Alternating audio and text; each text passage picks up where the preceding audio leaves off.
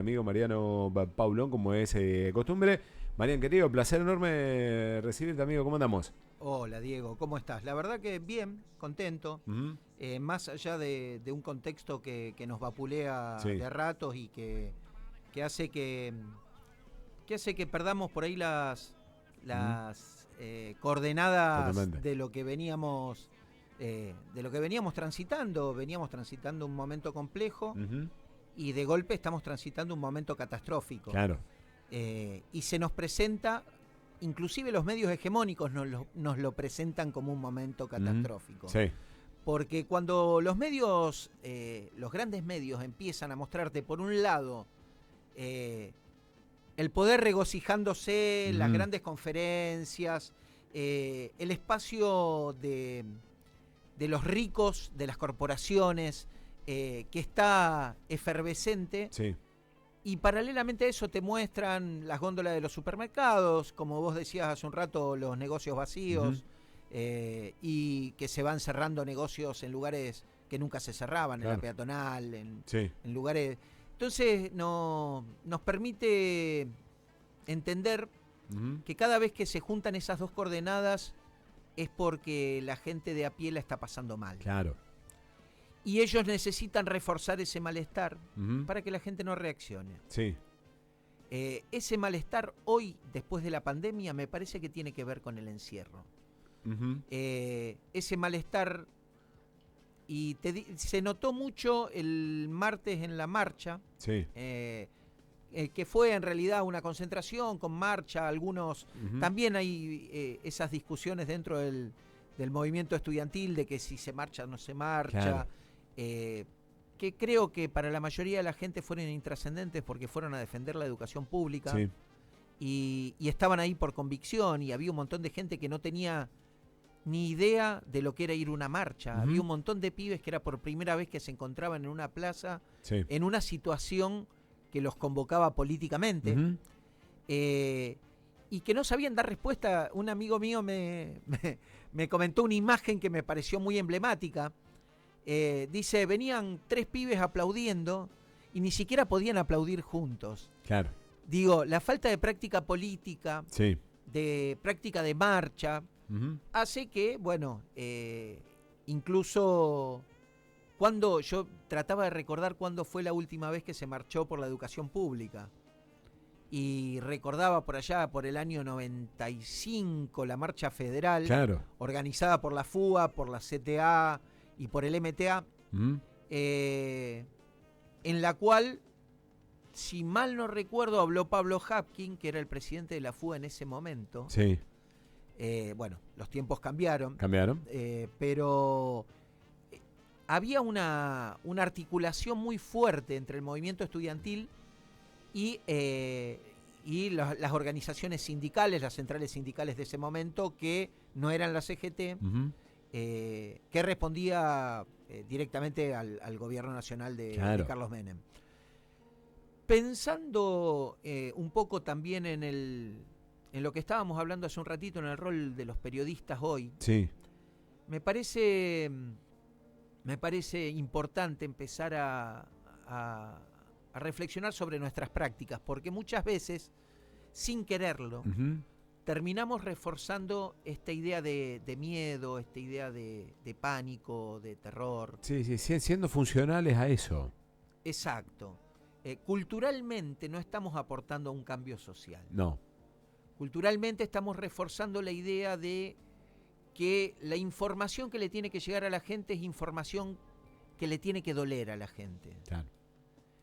Y yo creo que salir del terreno de la crueldad hoy es la tarea no solamente de periodistas, Ujú. de los políticos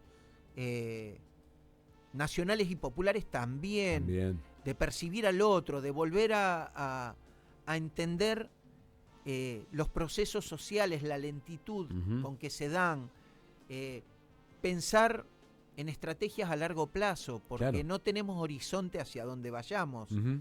Y siempre terminamos discutiendo coyunturas. Sí. Entonces nos cuesta construir valores sobre una base de la inmediatez. Ujú.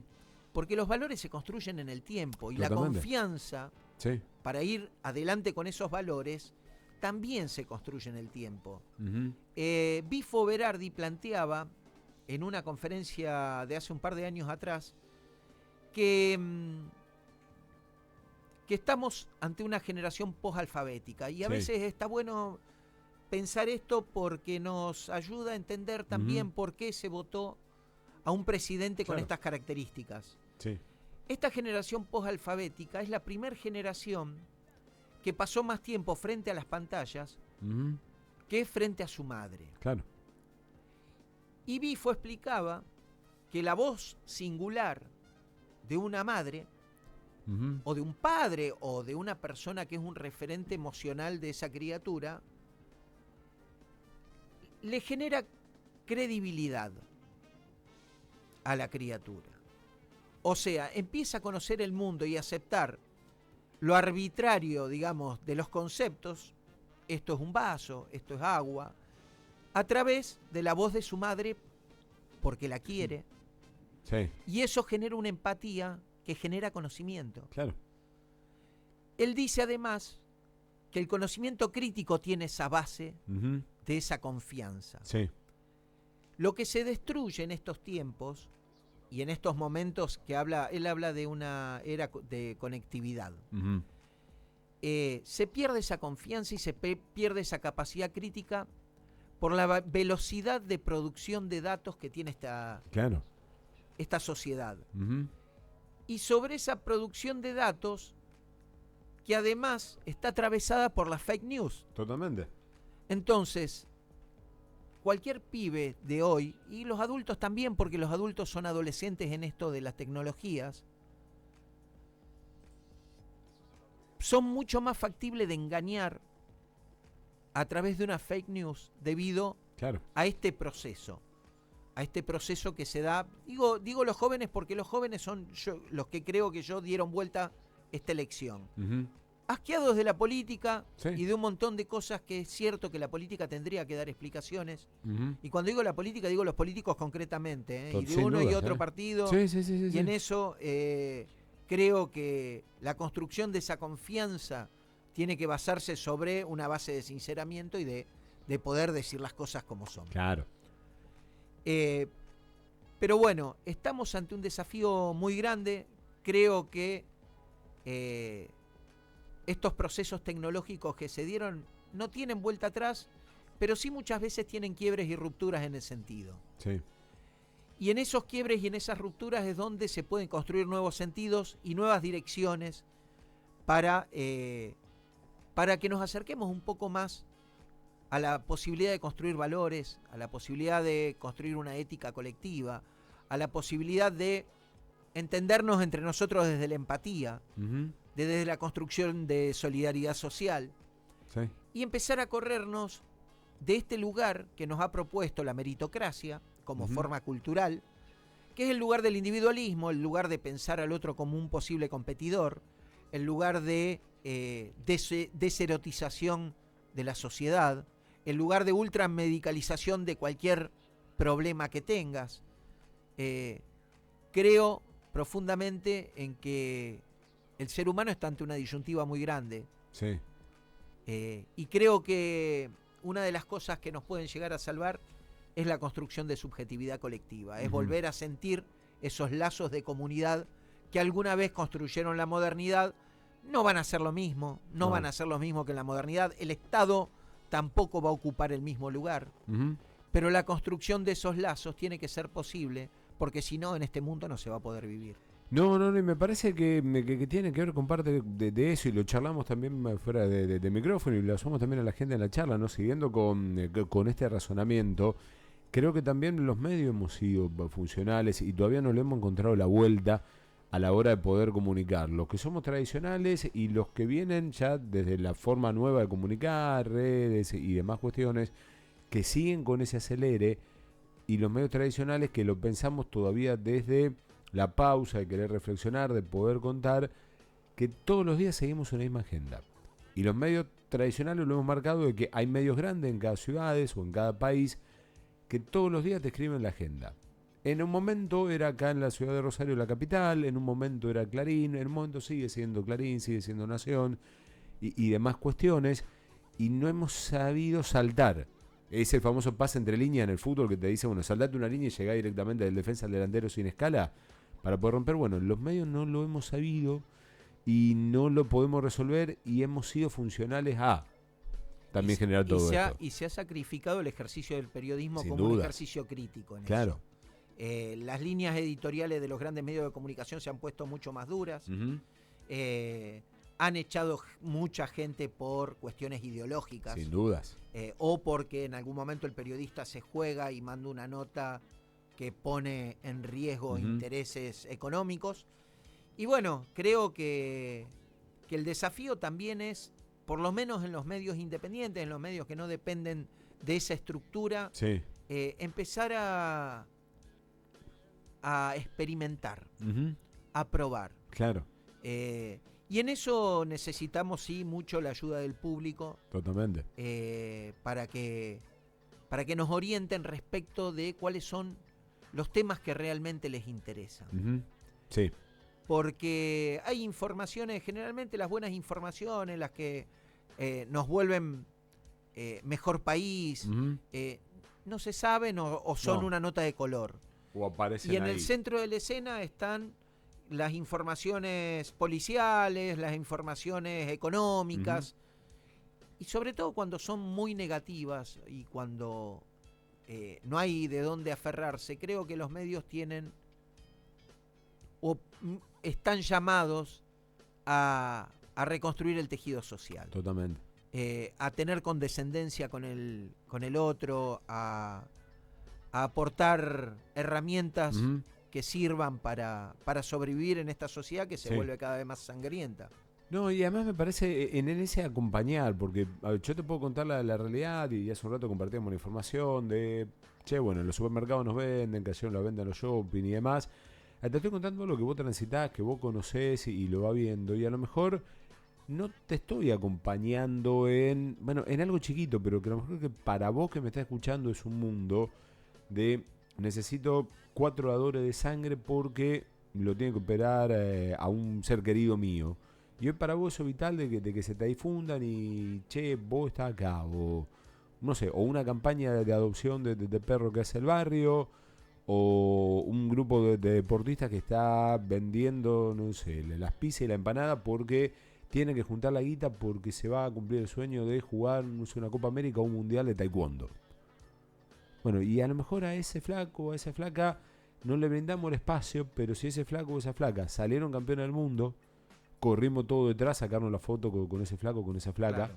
que entrenó solo y Sí. que se tuvo que romper el lomo entrenando, haciendo la pizza él y toda la familia para poderle vender a los cercanos del club, para poder juntar la guita, para poder viajar y en ese camino no te acompañé. Y otros han ocupado esos lugares. Sí, creo, pero también creo que justamente por eso la importancia de experimentar, Sí. porque es en esas pruebas y además en el periodismo hay mucha copia, Uh-huh. entonces también cuando funcionan esas cosas, Sí. automáticamente hay algunos que van a copiar. Totalmente. Y así como se copia muchas veces lo negativo, también se puede copiar lo Obvio. positivo. Y a veces tiene ese efecto multiplicador que nos engrandece un poco más como sociedad, que nos lleva a pensar en el otro como una persona importante Claro. para todos. Uh-huh. Poder pensarnos todos importantes en esta sociedad y salir un poco de este discurso excluyente donde solo los seleccionados o los selectos vamos Obviamente. a ocupar un lugar en esta sociedad exclusiva, a una concepción un poco más grande donde hay lugar para ser diferentes en esta sociedad y cada cual tendría que tener la potestad Uh-huh. de desarrollar esa potencialidad de ser diferentes libremente. Sí, sin dudas. Y me parece que desde ahí nos va tocando a la hora de empezar a recomponer, bueno, nosotros como medios, de contar, de acompañar, de ayudarnos a pensar en forma conjunta, pues la verdad absoluta, y me parece que uno de los grandes logros que tuvo la ley de medios fue empezar a cuestionarnos a nosotros y dejar en evidencia, che, hablamos porque estamos parados desde acá. Me parece que ese ha sido el gran logro Sí, bueno, sin duda. de lo que hoy queda, de la ley de medios, de Guasada, en varias partes también.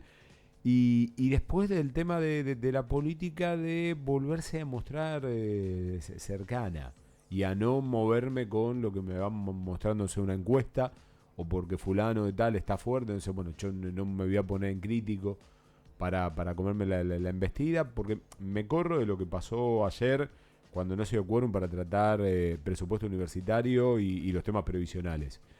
Pero hoy no sé políticamente quién me canaliza lo que hoy está viviendo la gente. No, creo que hay una crisis profunda de representatividad en eso. Y creo también que hay mucha gente esperando que aparezca un líder a ordenar toda la tropa. Sí. Y me parece un error. Me parece que es tiempo de multiplicidades, es tiempo de equipos de trabajo, es tiempo de pensarse colectivamente y es tiempo de salir de esas mezquindades que nos llevaron a esto. Totalmente. De esas situaciones en las cuales vivimos tensionados por un ejercicio de poder que no sabemos de dónde viene, que es solo simbólico, porque no, la verdad que no tiene capacidad más que de hacerte sentir excluido de algún lado. Obviamente. Entonces tenemos, yo creo que así como la coyuntura es compleja, también hay algunas herramientas que están a la vuelta de la esquina que nos permitirían estar un poco mejor en este contexto. Y digo, esto no es falso optimismo. Hay que laburarlo, hay que experimentar, hay que probar, hay que salir del confort y de los lugares comunes en los que solemos caer, hay que salir de un sentido común que nos propone la deshumanización como única forma posible de integrarte a esta sociedad, cuando en realidad te hacen entrar a un lugar vacío porque esta sociedad al mismo tiempo no existe como colectivo. Claro. Es solo una formalidad, digamos, resignás tu parte colectiva para entrar a una habitación vacía. Obviamente. Sí, mientras vos te puedas salvar y vos puedas seguir en pie, listo, está todo bien. El mensaje que va partiendo es ese. Y después me quedaba con vos, bueno, de que se espera de que vaya surgiendo un líder que va a tener que tener unas características, no va a ser la imagen del líder que veníamos conociendo también hasta acá. Pero charlaba el otro día con Walter Palombi y con Sergio Rivolta también, y la escuchaba a los Sonia Leso que lo iba señalando. Está empezando a surgir ese lazo desde las bases.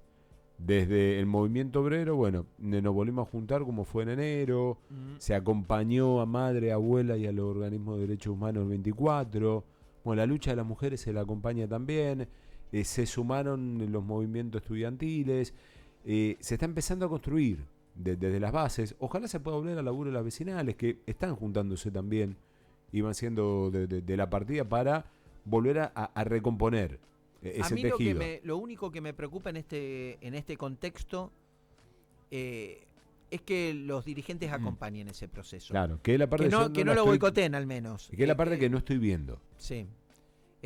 Si no se los ve presentes y a lo mejor hasta es inteligente que no aparezcan presentes y para permitir justamente que las bases no estén mirando hacia otro lado, sino que se puedan mirar entre sí, la gente en los barrios pueda charlar entre sí, la gente en las escuelas pueda charlar entre sí. Me parece que puede ser una estrategia interesante. Lo que sí hay que replantearse los ejercicios de poder. Claro. Porque es ahí donde se boicotean todas estas construcciones movimentistas, digamos. Fíjate que vos, los dos sectores que primero nombraste fueron el movimiento de derechos humanos y el movimiento de mujeres. Son dos movimientos en los que participan partidos políticos, sindicatos, organizaciones de base, organizaciones sociales, gente suelta. Entonces, yo creo que esos son los lugares de síntesis. Son los lugares donde se construye un pensamiento crítico que incluye, que no excluye. Yo creo que cuando empiezan todos desde esos lugares a traccionar para su propio partido, es cuando eclosionan los movimientos o cristalizan los movimientos y dejan de tener esa dinámica que los hacen tan potentes. Marian, placer enorme como siempre. Martes que viene nos reencontramos. Sí, muchísimas gracias. Un placer. Un abrazo enorme. a toda la audiencia. Sí, señor.